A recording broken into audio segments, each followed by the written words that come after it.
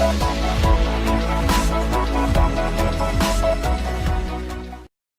everyone, it's me, Dan, with my review for Arrow Season 6, Episode 22, entitled The Ties That Bind, which is of course the penultimate episode for this current season, which, has flown by very quickly. But this episode is mainly revolved around Ricardo Diaz hunting Team Arrow down after Oliver evaded going to prison last episode, even though Diaz had basically paid off the whole courtroom to, well, get him behind bars. And so this episode, he's after them. He brings all of his men that are under his payroll, the GCPD, any officials or thugs. He gets them to hunt down all of Team Arrow and to basically get revenge on them for evading prison. And then you also have some B storylines in this episode as well. We have the storyline with Oliver and Felicity, where Felicity wants to really take down Diaz, but it means putting herself in the firing line, which Oliver is obviously not too happy with, considering she's now not only his wife, but a mother as well to William. We also have the storyline of Curtis and his boyfriend. I can't even remember his name, but he gets injured at the start of the episode, and it makes Curtis want to come back out onto the field, even though it puts his life on the line as well. There was actually a lot of side storylines this week. It was mainly just those three, and just a lot of action happening, and a lot of crazy shit going down in the episode. First off, and I gotta say this, because I'm just gonna get it out of the way, because everyone knows how I feel about this. Ricardo Diaz, man, what a great villain. I love Kirk Acevedo. And in this episode in particular, he just went around killing people without any second thought. Like, that woman who is part of the Quadrant, I can't remember her name off the top of my head, but she's basically slowly going against him the whole episode, because she realizes that, okay, this guy's not a civil man. He's just going around killing people left, right, and center, wanting to start a war. And then she basically goes up to him and says, "You're nothing, you're a thug." He just goes ahead and fucking stabs her in the throat and kills her, which I completely didn't expect, because I was fully convinced that they were going to leave her character for next season, because from what I know, based on a few people, apparently she's a big influence on the comics, because apparently she has ties to Gotham City and the crime family there. So I would thought that maybe they would have kept her around for next season, but nope, they just straight up killed her off, which I was very, very shocked by. He only leaves one person alive who, from what I know from theories as well, is apparently linked to the Ninth Circle, so that'd be interesting if that's set up for next season. But yeah, Kirk Acevedo, amazing as Ricardo Diaz in this episode. I also really like the action in the episode as well, because there wasn't as much shaky cam as there has been recently, because everyone knows I hate shaky cam on Arrow. It's one of the worst techniques to use when shooting action, because it's so awful, you can't tell what's going on half the time.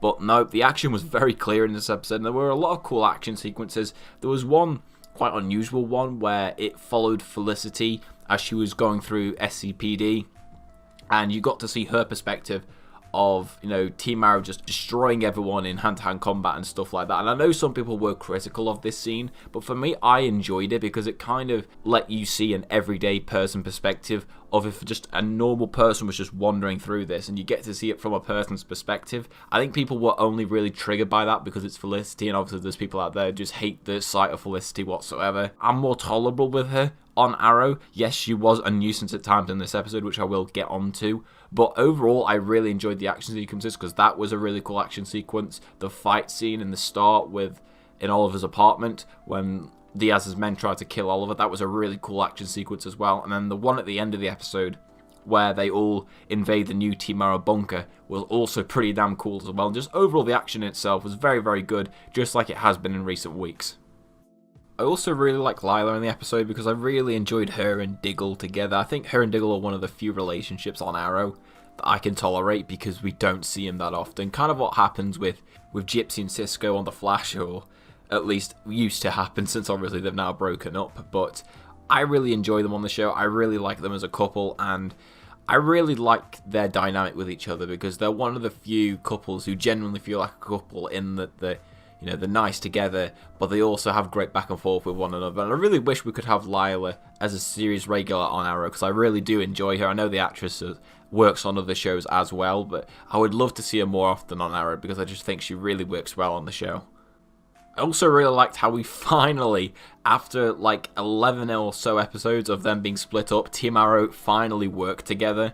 Like, this is the first time that they've worked together. Like, original Team Arrow and new Team Arrow have worked together in quite some time, and I really liked seeing them team up and just join in unison to take down Diaz. It was really cool to see. I think it's only a small teaser, because I reckon something really badass is going to happen in the finale with all them teaming together against him. It's going to be really cool and awesome to see, and I really enjoyed that part of the episode as well.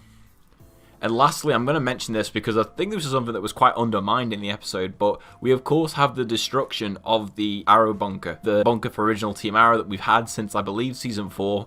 That got destroyed in the episode, like Diaz and his men completely destroyed it, so I reckon we probably won't see that ever again. I reckon Season 7 we will have a new Arrow bunker. And originally I thought, well, new Team Arrow's bunker looks pretty good, but then that gets destroyed at the end of the episode as well, when Diaz and his men come and try to take the hard drive that Team Arrow stole off him in the SCPD. And that whole assault section where they were coming in trying to take that hard drive was a really cool action scene. I really liked the little fight between Diaz and Oliver, because obviously Oliver was really weak because Diaz had pumped some gas into the room, and so Oliver was really weak, and just seeing Diaz just wipe the floor with Oliver, I'm not going to lie, was pretty awesome.